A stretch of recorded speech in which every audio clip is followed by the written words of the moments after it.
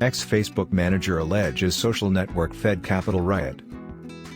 Facebook prematurely turned off safeguards designed to thwart misinformation and rabble-rousing after Joe Biden defeated Donald Trump in last year's elections in a money-making move that a company whistleblower alleges contributed to the deadly January 6 invasion of the U.S. Capitol. The whistleblower, former Facebook product manager Frances Haugen, also asserted during an exclusive interview that aired Sunday on CBS 60 Minutes that a 2018 change to the content flow in Facebook's news feeds contributed to more divisiveness and ill will in a network ostensibly created to bring people closer together. Despite the enmity that the new algorithms were feeding, Facebook found that they helped keep people coming back, a pattern that helped the Menlo Park, California, company sell more of the digital ads that generate most of its advertising. The thing I saw at Facebook over and over again was there were conflicts of interest between what was good for the public and what was good for Facebook, said Haugen, who joined Facebook in 2019 after working at other Silicon Valley companies such as Google and Pinterest. The thing I saw at Facebook over and over again was there were conflicts of interest between what was good for the public and what was good for Facebook, and Facebook, over and over again, chose to optimize for its own interests, like making more money. Facebook's annual revenue has more than doubled from $56 billion in 2018 to a projected $119 billion this year, based on the estimates of analysts surveyed by FactSet. Meanwhile, the company's market value has soared from $375 billion at the end of 2018 to nearly $1 trillion now. Even before the full interview came out, a top Facebook executive was deriding the whistleblower's allegations as misleading.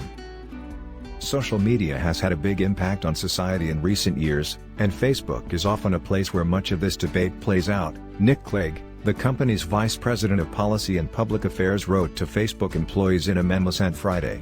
But what evidence there is simply does not support the idea that Facebook, or social media more generally, is the primary cause of polarization. The 60 Minutes interview intensifies the spotlight already glaring on Facebook as lawmakers and regulators around the world scrutinize the social networking's immense power to shape opinions and its polarizing effects on society.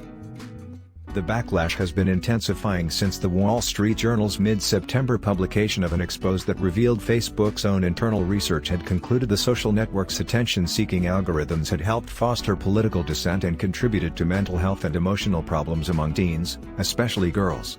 After copying thousands of pages of Facebook's internal research, Haugen leaked them to the journal to provide the foundation for a succession of stories packaged as the Facebook Files.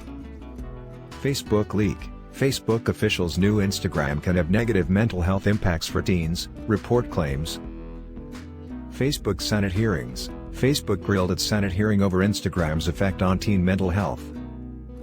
Although Facebook asserted the journal had cherry-picked the most damaging information in the internal documents to cast the company in the worst possible light, the revelations prompted an indefinite delay in the rollout of a kid's version of its popular photo and video sharing app, Instagram. Facebook currently requires people to be at least 13 years old to open an Instagram account. Clegg was already trying to contain the fallout in 1,500-word memo warning Facebook employees that the whistleblower interview may subject them to more hard questions from family and friends about the social network's corrosive side effects. Then on Sunday morning, Clegg appeared on CNN's Reliable Sources program in another preemptive attempt to soften the blow of the bombshell dropped on 60 Minutes. Even with the most sophisticated technology, which I believe we deploy, even with the tens of thousands of people that we employ to try and maintain safety and integrity on our platform, Clegg told CNN, we're never going to be absolutely on top of this 100% of the time.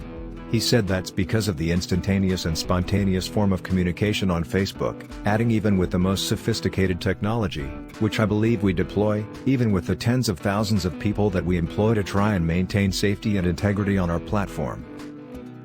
Haugen, 37, has filed at least 8 complaints with U.S. securities regulators alleging Facebook has violated the law by withholding information about the risks posed by its social network, according to 60 Minutes.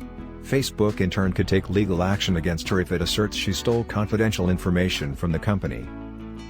No one at Facebook is malevolent, Haugen said during the interview. No one at Facebook is malevolent.